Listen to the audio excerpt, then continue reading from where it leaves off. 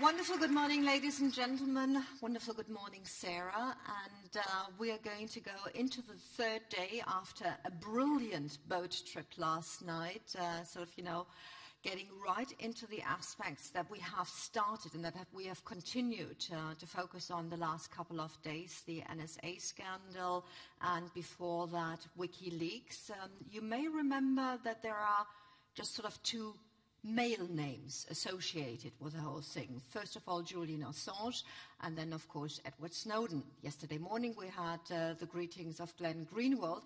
But, ladies and gentlemen, of course, for them to do what they did, they also need counterparts. They need people that they work together with, trusted people, competent people, people who are brave just as much as they are. And today, we have a lady here who's been incredibly brave. Not only has she worked together with Julian Assange on WikiLeaks as both a legal advisor and a journalist, but then she said, well, I'm going to help this guy, Edward Snowden, get out of Hong Kong, try and find somewhere to stay. And the backlash of that is, whilst one would think that the UK is just sort of easy to go to, certainly if you have a European passport, Sarah cannot go back to her home in the UK. She's been in Germany now for about 9 months and almost getting ready to do this speech in German, but she's opted to do it in English. We'll now hear a very different story, and afterwards there will be a little bit of time for Q&A. So, ladies and gentlemen, welcome with me a very brave lady, Sarah Harrison, who was already showing the Deutsche Welle logo on an interview broadcast yesterday on Democracy Now! Together with Amy Goodman, and we saw Deutsche Welle sort of everywhere. That was made possible by some of the colleagues back there. Thank you very much. Sarah, we're so much looking forward to listening to you, to listening to your story, and to see how we could progress it and how maybe you could get some support from the people here. Sarah Harrison.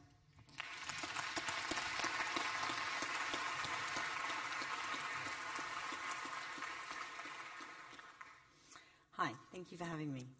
It's my slide. There we are. Okay, so the title of this talk is The Battle Against Unaccountable Power. I know that there are many journalists here from around the world that work in very difficult situations, exposing powers of various different kinds in various different manners. And so I'm just going to speak to you a bit about the experience that I've had. I joined WikiLeaks in 2010 for the release of the Afghan war logs. And as Connie just explained, I've been working with WikiLeaks and also assisted Edward Snowden to get to safety. So I'm just going to tell you a bit about the experience that I've had and a strong lesson that I've learned from dealing with unaccountable power. So what does unaccountable power mean exactly? Well, at least to an English speaker, I suppose, the word unaccountable is reasonably obvious. It means it's unable to be held to account. But what and whose power am I talking about exactly? Unaccountable power, when you're talking about governments, well, many people, especially in the West, will say, well, obviously this is the case in places like Russia, China, places like that. But here in the West, we live in democracies. We have many systems of checks and balances. We can vote. So the question is this really true? Put your hand in the air if you have a phone. Okay, so you're all being tracked, spied upon. Your microphone can be turned on. They can listen to your conversations. How many of you voted for that to happen? Not one. So here we have a power that is reaching into all of our lives, can listen to everything and see everything that we're doing if they want to, and yet none of us voted for it. I would say that that's a pretty powerful mechanism that has been not held to account until it came to Edward Snowden. When Julian actually started WikiLeaks, he thought that most submissions would come from places like Russia or China, and we have had many submissions from all over the world, including Russia and China. But these were not our largest leaks, and the other largest leaks in the decades have also come from the same country that ours did, the United States. And through these leaks, we can see the truly unaccountable power of today. The United States working with its partners and allies, especially the Five Eyes, which is of course, Canada, UK, Australia, New Zealand, with the United States. And so I'm just going to look at a few of these leaks and the lessons we can see from them to see how this unaccountable power is shown. So let's take the NSA leaks. Now, of course, everybody says, well, every government spies. That's the nature of an intelligence agency. That's the entire point of them. That's what they do. Russia spies. Russia's censoring the internet. But the extreme and the level to which the United States is doing it, it's so pervasive, it's surrounding the entire globe. It changes the entire nature of this surveillance. It's like saying any other bomb is like the hydrogen bomb. They're obviously intrinsically completely different when they become of such a large scale. However, has the Director of National Intelligence or the former Director of the NSA, Keith Alexander, been prosecuted? No. No one so far in government that allowed these systems to take place has yet been held to account. Then let's go back a bit in time to WikiLeaks, when we were publishing the war logs.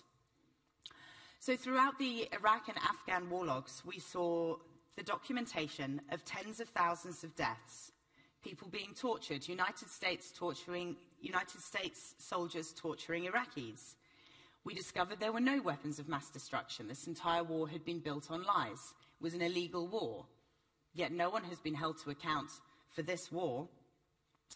Now, I'll give you one example of where there's a sort of vague attempt to try and pretend they're holding people to account. I'm sure a lot of you will remember this, but I'll play a couple of minutes just in more case. that keep walking by, and one of them has a weapon. Roger, receive, target. See all those people standing down there? 700, Roger. Stay firm. And open the courtyard. Yeah, Roger. I just estimated there's about 20 of them. There's one, yeah. Oh, yeah. I got it at 6-1. Correct. Bandage 1-4, route 2-3. I don't know if that's... Yeah, Bushman's element. Copy at White 6. That's a weapon. Yeah. Hotel 26, Crazy Horse 1-8. We'll call for change by Charlie Mike Bravo. Speed 37. Copy at White 6. Bushman's 6, Romeo. Fucking break. Hotel 26, Crazy Horse 1-8. Have individuals with weapons. 1-4 radio. Rio Bandage 1-4. Yep, he's got a weapon too. Hotel 26, Crazy Horse 1-8, have 5 to 6 individuals with AK-47s. Request permission to engage. Roger that. We have no personnel east of our position, so you're free to engage over. All right, we'll be engaging. Roger, go ahead. I can't get them now because they're behind that building. Anybody got an element? We got an RPG. All right, we got a guy with an RPG. I'm going to fire. Okay. No, hold on. Let's come around. We got buildings right now from our point of view. Yeah, we're going to come around. Hotel 26 has eyes on individual with RPG. Getting ready to fire. We won't. Yeah, we got a guy shooting. Now he's behind the building. God damn it. Speed coming around. Next, he was right in front of the Brad. About there, 1 o'clock. Haven't seen anything since then. Just fucking, once you get on, just open off. Yeah, Roger. I see your element. You got about 4 Humvees out along this. You're clear. All right, firing. Line here. What's the state line? Let me know when you get it. We'll shoot. Light them all up. 202 traffic, 260s. Come on, fire. Hey, Roger. Keep shooting. Keep shooting. Bushmaster 2-6. Bushmaster 2-6. That's just a small clip. The video goes on. In fact, someone comes in a van with his 2 kids as he's taking them to school and tries to help some of the injured. And they shoot at that van with those children in. Now, when they're talking about the fact that in the video where they're talking about how they see weapons, they're actually Reuters journalists. These are camera tripods that they're carrying. And a number of experts have come out, military experts have come out since this video was released and have said, no, that's clearly not a weapon. When these 2 Reuters journalists died, they tried for a long time to understand what had happened. They put in FOIA requests. They asked the US government for information. And it was only when this leak was published on WikiLeaks that they actually got the full disclosure of what had happened to these Reuters journalists. Now, of course, there was public outcry about this, and so the US government made a sort of attempt to look into it. They had a Pentagon report published about it, and they looked into that, which came to the conclusion that everything that had happened was according to law and according to the rules of engagement. So this now means that the US government has said it's okay to make a mistake, to kill people, to kill a number of people, and it's just the way war goes. Nobody was held to account for those Reuters journalist deaths. Then if you get away from these less sort of shocking examples perhaps of death, there are some equally shocking examples, if you look at them closely, of how this world is actually working and how the US government is creating dominance and yet is not being held to account. Again, remember, we all think we're in a diplomacy. We're in a diplomatic environment, and we're all able to work out, to decide who leads us and be able to hold them to account. Now, this is actually a cable we published as part of Cablegate. It's from Denmark, and it's actually the context of the cable. Well, the message of the cable that I'll explain as we go through is basically about how the current head of NATO got his job. So the background to the cable is that it's the censorship of the biggest Kurdish TV station, ROJ. For years, it hasn't been able to operate in Turkey, so it beams down by satellite from its current headquarters in Denmark. So, what we can see in this cable, I'll just read a few bits out to you. Danish pledges to intensify efforts against ROJ TV, among the measures offered Turkey for not blocking former PM Rasmussen's appointment as NATO's Secretary General, have given additional impetus to investigation while also prompting senior officials to tread carefully to avoid the appearance of a quid pro quo, although that is exactly what they're doing. The cable goes on to explain that they will try and find a number of means, different methods, because they've tried the law, court cases didn't work, this TV station isn't actually doing anything illegal. But there's this bartering has been set up. The US is completely on side. In fact, as we get through towards the end of the cable, we actually see that Obama has understood the situation and is on side. The Danes are interested in discussing strategy and review efforts to improve coordination with Turkey. Both recognise that new smoking gun information on ROJ TV's PKK connections was unlikely, but they would be grateful, as always, because who doesn't want the United States government's intelligence, for any US intelligence that could help the prosecution. This is the United States Embassy in Denmark, where the Danes that have got in there are a prosecutor and a legal advisor from their security and intelligence services. And so they expressed that they would be welcome an opportunity to take action against ROJ and rid themselves of this issue once and for all. Rasmussen and his former government maintain that President Obama personally indicated understanding for this position at Strasbourg, acknowledging the high political costs of an abrupt, unjustified reversal. This is the US ambassador there, engaged the Danes early to review possible new lines of approach and encourage them to think creatively about ways to disrupt or close the station, should criminal prosecution prove unachievable in the short term. So this is how we got our current head of NATO, the guy that's going around fueling the situation in Ukraine. He worked out, as it shows here, not entirely above board ways, to do the US government a favour or to do Turkey a favour, and this stopped, with the US government's backing, and this stopped Turkey blocking his bid to be the current head of NATO. He was the resigning Prime Minister of Denmark at the time, and that's how he got his position. The ROJ lawyer has actually just come out in the last few days with an interview where he said there was big pressure from the US to think in a creative manner how to indict and how to prove that ROJ-TV was promoting terrorism. Just note that in this cable they explain that not only the Danes but also the German courts have actually been unable to prove that there was anything criminal in what they were doing. He goes on to say, and in the end the indictment was there. And within hours after that indictment, it was announced that there was agreement between the Turkish government and other NATO countries to decide for the previous Danish Prime Minister to be the Secretary General. So this is how in our great democracy we put people into positions of power. There are other such examples of this collusion that goes on in our supposed democracies to create international law.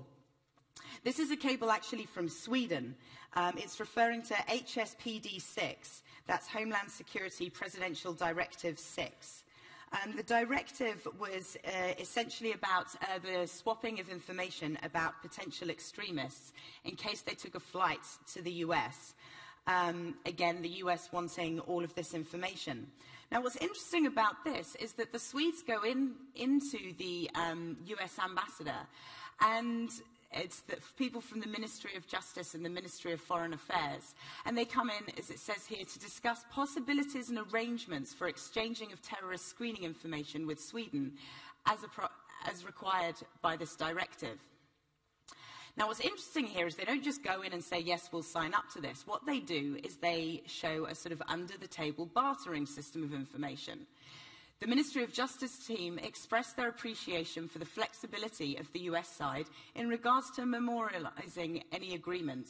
They expressed a strong degree of satisfaction with current informal information sharing arrangements with the US and wondered whether the putative advantages of HSPD 6 agreement for Sweden would be offset by the risk that these existing informal channels would cover a wide range of law enforcement and anti-terrorism cooperation, would be scrutinized more intensely by Parliament and perhaps jeopardized. I.e., they currently have an informal information swap arrangement, and if they were to make this particular information swap formal, they would actually suddenly have to be scrutinized by Parliament, by their democracy, and people may not like it, and it may actually prove worse for the information swapping possibilities, because once there was public scrutiny, they may have to drop it. So what happens? Well, it goes back to both sides, but basically the proposed non-binding agreement was seen as a net gain, and this one-sided informal data exchange agreement reflects Swedish constitutional restrictions on the use of intelligence, combined with a willingness to continue feeding information to the US through existing informal channels. So they basically decide that the status quo, where there is no oversight, no understanding from their public, is the best way to stay friends with the United States.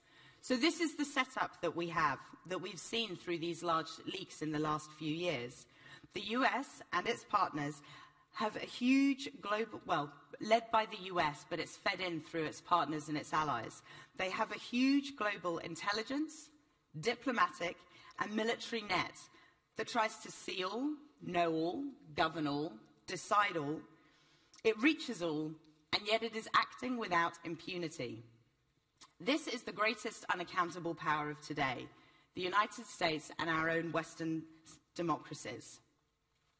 Now, in the last few years, as we've just seen through these examples that I've shown you, WikiLeaks has done a lot of work to expose this system. So then the next question becomes, what happens when you do this? Well, the US comes down on you hard. We've had associates of ours having border stops, we've had financial blockades, court cases, etc. Why? WikiLeaks is a publishing organization. It employs journalists like me.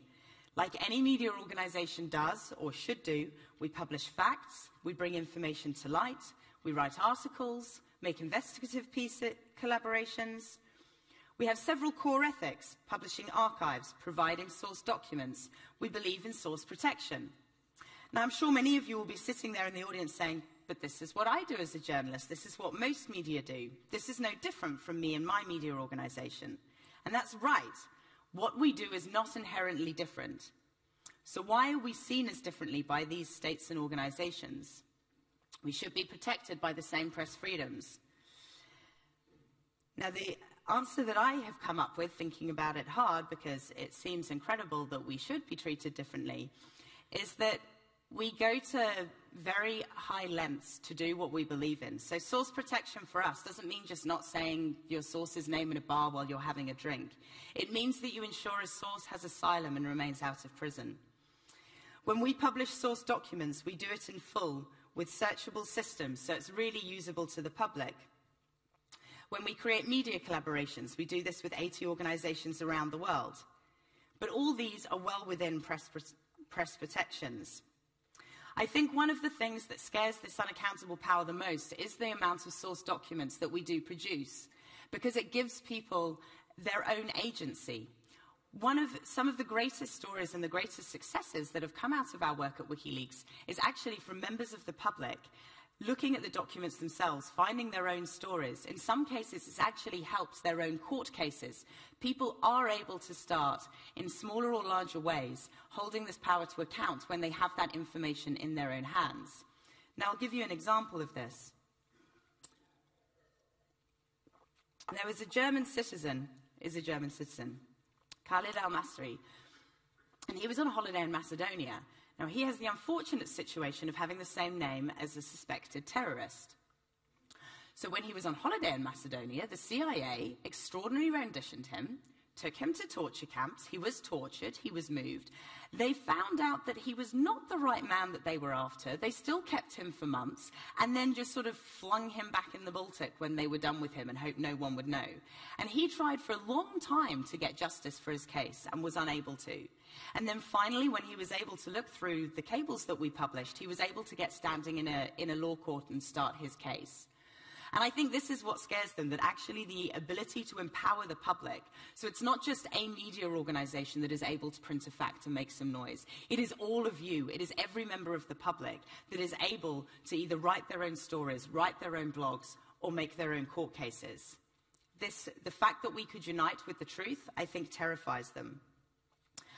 One of the most interesting aspects of the retaliation against creating this scenario that I've seen is actually the rhetoric that they come out with. They've done many extraordinary things. As we know, for example, when they were trying to get Edward Snowden, they downed a president's plane, violating international law, getting their European partners to close their airspace so that a president's plane was downed in Austria. They started a financial blockade against us. It came out eventually that MasterCard were in conversations with the FBI, the Treasury, Department of Homeland Security, Senator Lieberman, and all of a sudden we were blockaded. You could no longer donate to WikiLeaks, even though you could donate to the Ku Klux Klan, buy all sorts of other things on the internet. We were apparently more of a danger. So there are these obvious sort of larger actions, but one of the things that has actually been very damaging is the rhetoric that they use. So, for example, we were labelled cyber terrorists. For publishing the truth of their illegal acts, they tried to brand us as illegal. So let's just look at this word, because this is all they're doing. They're just giving rhetoric. They're trying to scaremonger. So a cyber terrorist, so cyber, it's computery, internet-y, it's online, okay, so we publish online. Terrorist, violent acts of warfare to harm people. I do not think that giving the public information and access to their history counts as terrorism. Information in and of itself doesn't harm, it's bits and bytes. And in fact, it's actually allowed people to start getting justice. So we can see when we start to dissect these terms, and this is something that's very important to do, that they're actually just trying to spin, to try and get the story, to set the framing of the story first themselves. They're often, and they're doing it with the NSA story, they're using this term national security a lot. Oh, don't publish that, it harms national security. So let's examine that. What does national security mean? Well, national security is protecting the stability of a nation within your borders. It is not a reason to go and surveil an entire other country. It is not a reason to go and invade an entire other country. what they're doing with this term national security that no one fully understands or really examines is they're using it as a blanket term to scare people into publishing the truth and allowing them to cover up their own illegal acts. It allows them to go, as they did in the United Kingdom, to the Guardian offices and destroy hard drives. The National Security Services of the United Kingdom went into a newspaper's office and destroyed their documents. This is an outrageous act against press freedoms. But it happened in the West. It's for national security. So let's just continue. Other things they do, they like to label people. Assange and Snowden, both traitors. Well, I know Snowden and I understand why he did what he did. What he did was actually an inherently patriotic act. His own government was breaking the Constitution. One could call them the traitors. He was the one that actually showed the US people what was happening to them. He swore an oath to uphold the Constitution, and he was the one that kept it. And yet his government calls him a traitor. When they call Assange a traitor, it's almost laughable. I mean, he's not even from the US. So, I mean, it just baffles me that people, oh yes, a traitor, traitor, traitor. Blood on their hands. This was one that we got when we published the war logs. They have blood on their hands. They have blood on their hands. Really, we're exposing tens of thousands of deaths at your hands, and we're the ones with blood on our hands. It's extraordinary. And yet they get away with it somehow because people don't question. This is a game we have to understand that they play, and they play it very well. They spend a lot of money on it. And I think that this is a very important role of journalists, is to question and to understand that this game of rhetoric, this trying to set the frame, is something that they will always do when you upset them. And I think that this needs to be questioned and looked at more. I've actually put these, I think, in the wrong order, so we'll go. High-tech terrorists. Cyber terrorists. Information terrorism. Shut it down. We're going to hang you. Use a drone or something. A bullet in the brain. Illegally shoot the son of a... Information warfare is warfare. And Julian Assange is engaged in warfare. Information terrorism, which leads to people getting killed, is terrorism. And Julian Assange is engaged in terrorism. He should be treated as an enemy combatant. WikiLeaks should be closed down permanently and decisively. Should the United States do something to stop Mr. Assange? We're looking at that right now. The Justice Department is taking a look at that. I would argue that it's closer to being a high-tech terrorist than the Pentagon Papers. This disclosure is not just an attack on America's foreign policy interests. It is an attack on the international community. The head of WikiLeaks is not a particularly credible source in my mind. He is a, in my mind, he's a criminal, and he ought to be hunted down and grabbed and put on trial for what he has done here. I think the man is a high-tech terrorist. He's done an Assange. Yeah. He needs to be prosecuted to the fullest extent of the law, and if that becomes a problem, we need to change the law. Well, I think Assange should be assassinated, actually. I think Obama should put out a contract and maybe use a drone or something. You don't want to act panicked and have the... Well, you don't have to act panicked. You can act tough and say, if we catch you, we're going to hang you. Yeah. Or whatever. We heard some of that from Holder. Julian Assange is a cyber terrorist in wartime. He's guilty of sabotage, espionage, crimes against humanity. He should be killed. How is it that the WikiLeaks guy remains free? You know, back in the old days when men were men and countries were countries, this guy would die of lead poisoning from a bullet in the brain, and nobody would know who put it there. The way to deal with this is pretty simple. We got special ops forces. I mean, a dead man can't leak stuff. This guy's a traitor, a treasonous, and he has broken every law of the United States. The guy ought to be, and I'm not for the death penalty, so if I'm not for the death penalty, the only one to do it, illegally shoot the son of a... It's time that the Obama administration treats WikiLeaks for what it is, a terrorist organization whose continued operation threatens our security. Shut it down. Shut it down. It is time to shut down this terrorist organization, this terrorist website, WikiLeaks. Shut it down, Attorney General Holder.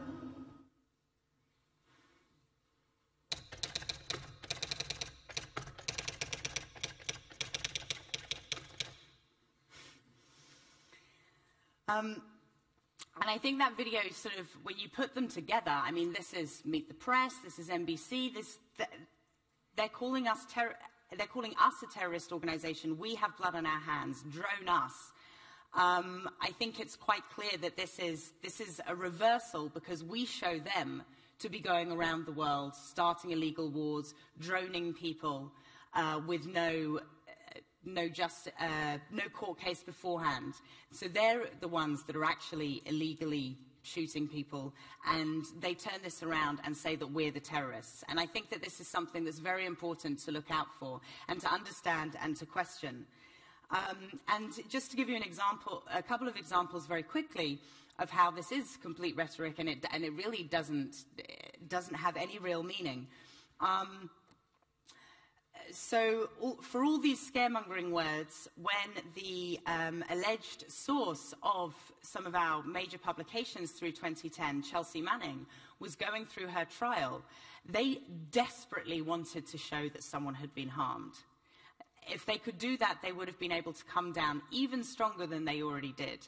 And they tried very hard, and with all of their money, and with all of their people, and with all of the information that they have, even the US government itself, when it actually came down to it, after all of these statements, could not find anyone that had been harmed by the publication of that information. The same goes for, if we can... Does it go back? There we are.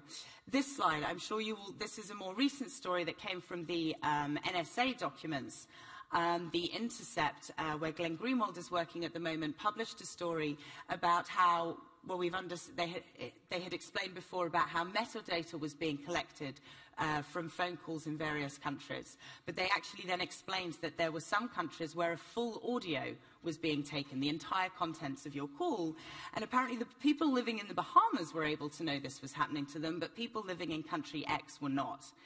And WikiLeaks actually reveals the fact that country X was actually Afghanistan. The Intercept had been told pressured not to publish it because this was harm national security and people would die and it was all going to be horrendous. And then we reveal it, and what happens? Well, the Prime Minister of Afghanistan says, well, this is terrible and I'm going to locate those bases and shut them down. So that's what they actually mean by this, is this will harm their own interests, their own ability to have this entire control. That is all they're meaning by this rhetoric. And this is where we come to the first word of this talk, the battle. It's they that turned this into a battle, calling for our publisher to be droned, extra legal actions to have us shut down. But we keep going forward. All is not lost. The information that we released helped stop wars. It's enabled people to have court cases. It helped start a revolution. So you have to keep trying, and we have to just question the words and actions taken by power, just for exposing the truth. If we don't, we're just allowing the perpetuation of this unaccountable power, and all journalists must do this. If the United States government and other powerful people want to turn this revealing of the truth into a battle, if that's how they see it, then it just shows that we're really doing our jobs, we're really getting to them. But we cannot allow it to proceed unchecked. Journalists must question, don't just print. What is a cyber terrorist? Understand that a publishing organization like us can't be one. As exciting as it is that a president's plane was downed, how and why did this happen? Is it okay that the United States government can shut airspace throughout the whole of Europe and down a Latin American president's plane? If we can have a secret grand jury, which is a secret court in the United States government that has been going since 2010, trying to indict us for as much as they possibly can, if we have one of these going against us, then so could any media organization. We must not fall for their rhetoric. We cannot let this unaccountable power go unchecked. We sort of have a little joke in WikiLeaks that if a partner of ours has had a court case taken out against them for their work, then there's a good chance that they're a good journalist. But it's not really a joke, and I think that it should almost be journalists' aim, to upset power so much that they attack you. The adage that journalists speak truth to power, well, if you're really speaking truth to power and speaking it loudly, it will bite back. That's when you know you have really exposed the secrets that they wanted to keep hidden.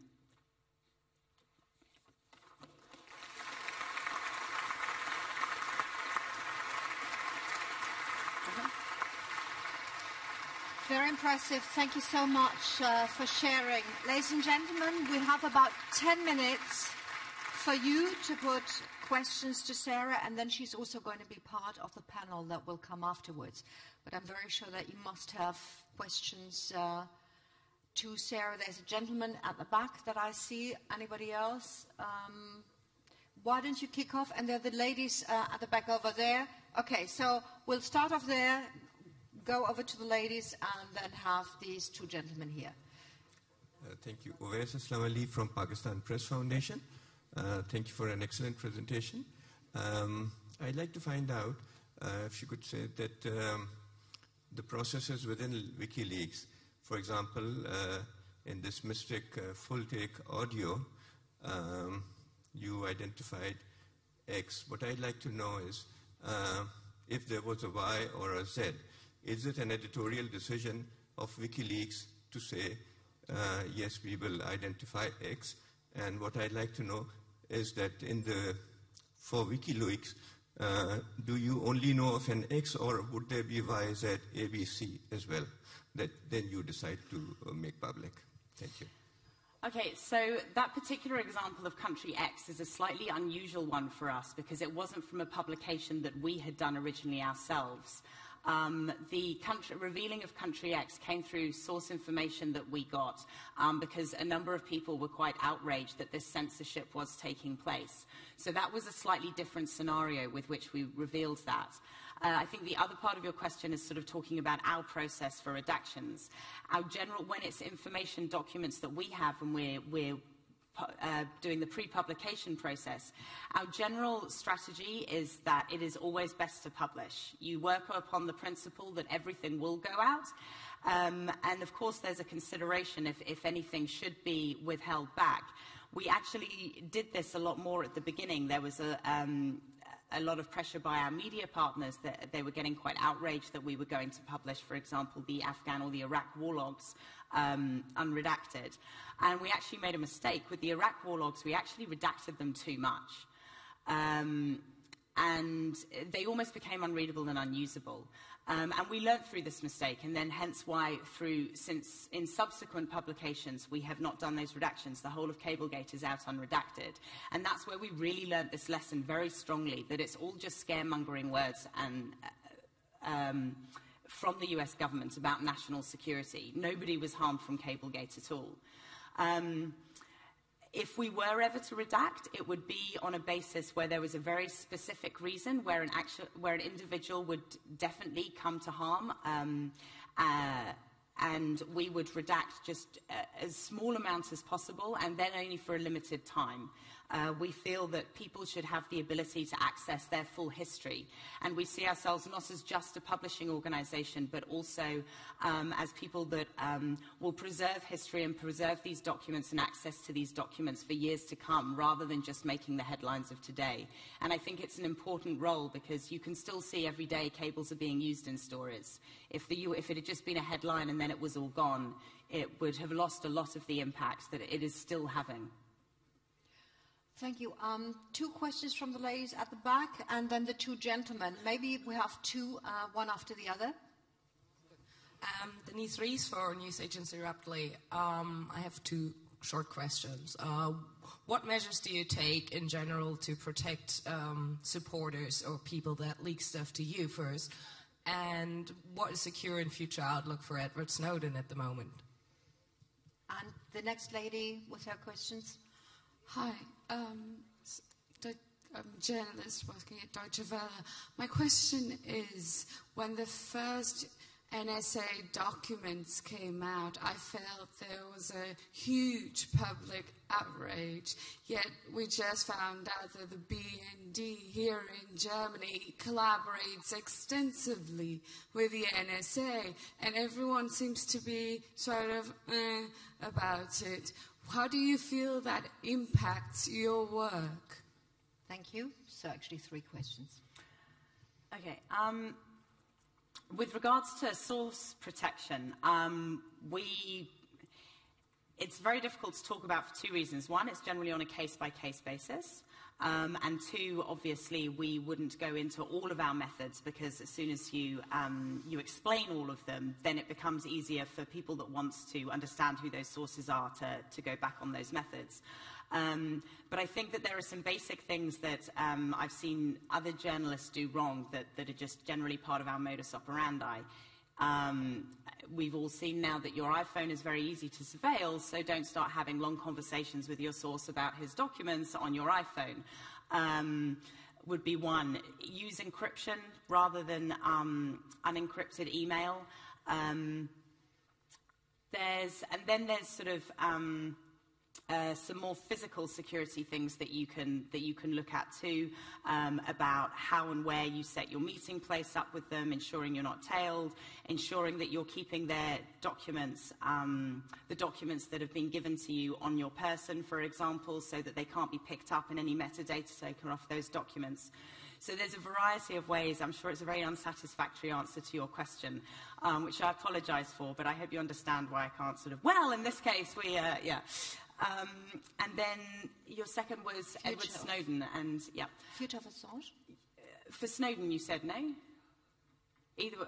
Well, so for Snowden,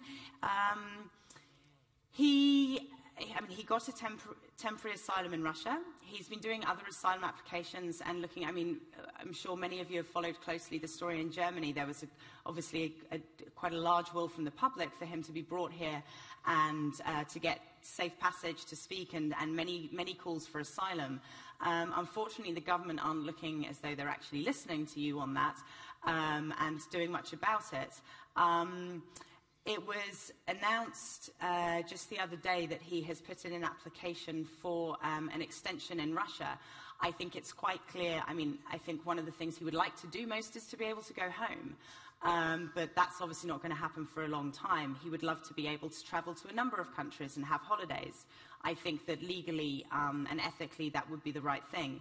Sadly, the reality of the situation is that most countries are unable to stand up to the pressure that they would get in offering him a safe home.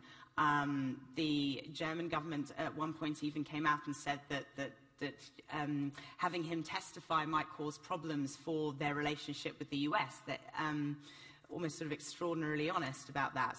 So I think that when it comes to his future, let's see, and I hope that Russia will renew his asylum application, because it seems that sadly few countries are actually willing and able to support him. So if they don't, I don't know what will happen to him. But let's hope that Russia support Russia in supporting him. Apathy about BND? And the BND, yeah. The question was about why people. No, the apathy of the German reaction, in the German reaction to the BND. Yeah. I think that there has been the strategy with which these publications have happened of the NSA documents around the world hasn't necessarily always been particularly coordinated. I think that when you make publications like this, you have to have a certain level of explosion, and it's been actually reasonably good in Germany. I know I've spoken to many Germans that think that there should be a much greater reaction, but actually, compared to most of the rest of the world, Germany's actually got a very good one. And it has had a decent publishing schedule, I think, predominantly because you have people like Laura Poitras living here and Jacob Appelbaum who've been working on these documents.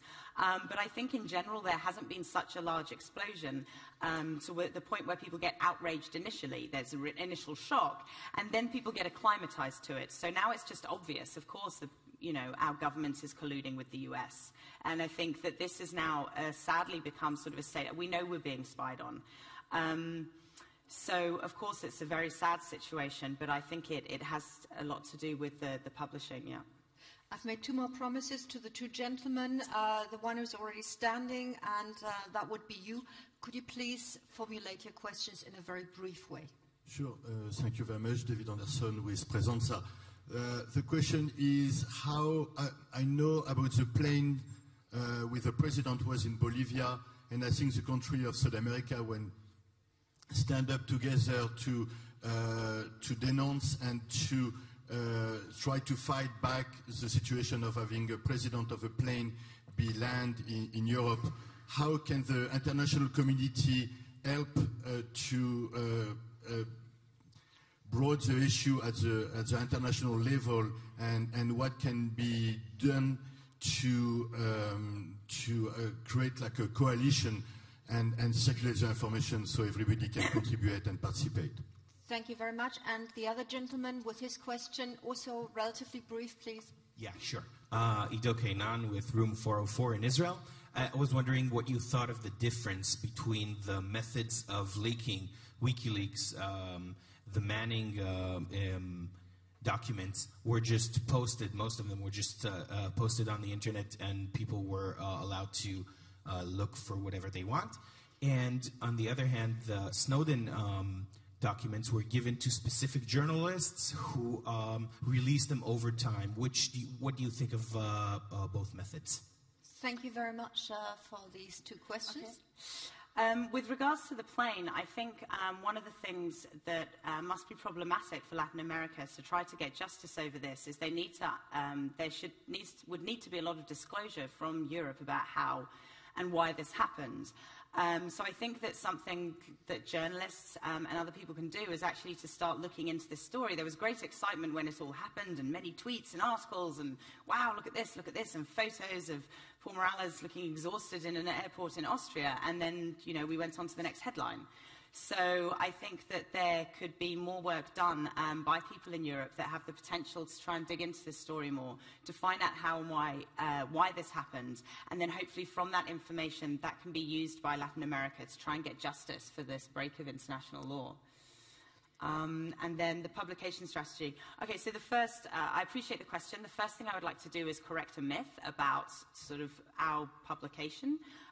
So, for example, Cablegate, we published it over 9 months, working with over 80 media organizations, and cables were put out very individually with the stories in exactly the same way as they're doing with the Intercept now, or a similar way. The difference being that we went international and on a much larger global scale faster. So it created, and we would look quite regionally. We had a strategy to go regionally to make explosions in various regions with the understanding of this information. And then, as we always do, we had an understanding at the end that it would all come out. So there isn't this sort of great we didn't just put all of the cables on the internet at once. They were picked and there were stories that went with them. But what is the big difference is that we feel that at the end of that sort of creating headlines process and the analysis that journalists can do is that journalists will miss things. We worked with some media organizations, for example, in the UK. Our first partners were The Guardian, and after they sort of had their look through the documents, we actually gave it to another UK paper. And they still found headlines to make. People get, bored, tired, people have different areas of expertise or interest. And so I think that just to keep the documents within a few select hands, and they're the only people, and it's only those people's understanding, and what they think you should know is what you get to see. Yes, it may create headlines that then everybody repeats because everybody has to, because there's nothing else there. We're at the hands of those people and what they think we should know, rather than us having the ability to decide ourselves what's in our own interest. So I think there are obviously different strategies. Obviously, I prefer ours. I think it's created more changes, and it's created the public to have greater ability to understand and feel that they own this history of theirs. Ladies and gentlemen, Sarah Harrison, and I think she owes big applause.